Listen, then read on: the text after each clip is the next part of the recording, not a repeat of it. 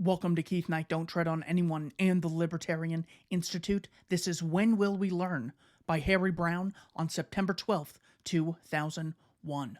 The terrorist attacks against America comprise a horrible tragedy, but they shouldn't be a surprise. It is well known that in war, the first casualty is truth, that during any war, truth is forsaken for propaganda. But sanity was a prior casualty. It was the loss of sanity that led to war in the first place. Our foreign policy has been insane for decades. It was only a matter of time until Americans would have to suffer personally for it. It is a terrible tragedy of life that the innocent so often have to suffer for the sins of the guilty. When will we learn that we cannot allow our politicians to bully the world without someone bullying back eventually? President Bush has authorized continued bombing of innocent people in Iraq. President Clinton bombed innocent people in the Sudan, Afghanistan, Iraq, and Serbia. President Bush Sr. invaded Iraq and Panama. President Reagan bombed innocent people in Libya and invaded Grenada, and on it goes.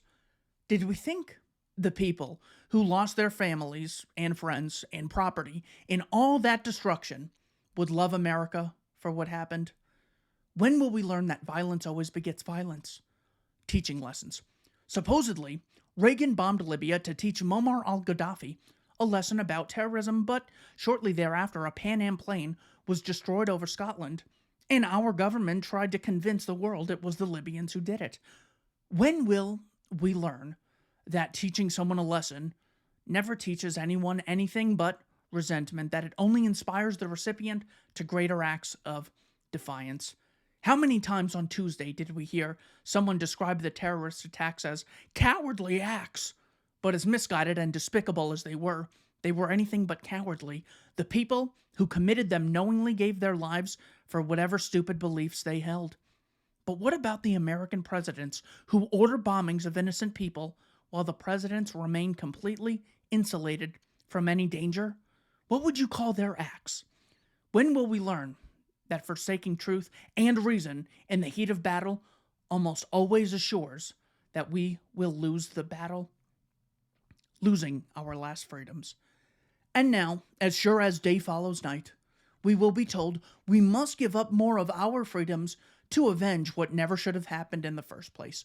When will we learn that it makes no sense to give up our freedoms in the name of freedom? What to do?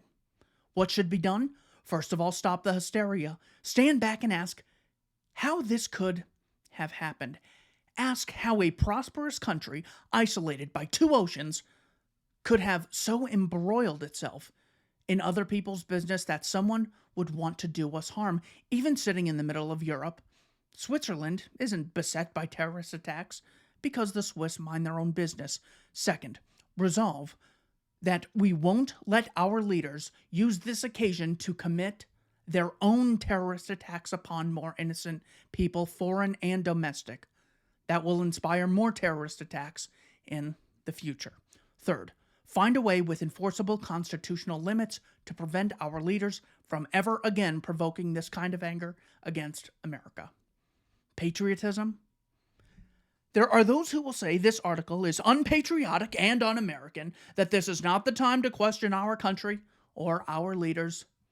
When will we learn that without freedom and sanity, there is no reason to be patriotic? Thank you for watching Keith Knight, Don't Tread on Anyone, and the Libertarian Institute.